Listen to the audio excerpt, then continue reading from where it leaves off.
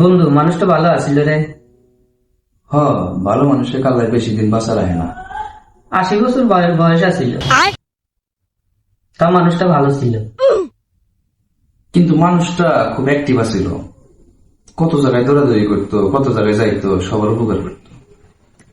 ন্যাংরা আছিল রে বন্ধু, জন্মগত ন্যাংরা, তা মানুষটা ভালো ছিল। মানুষটা মদ গাঁজা বিড়ি সিগারেট কিছুই খাইতো না। ক্যান্সারে মারা গেছে রে বন্ধু,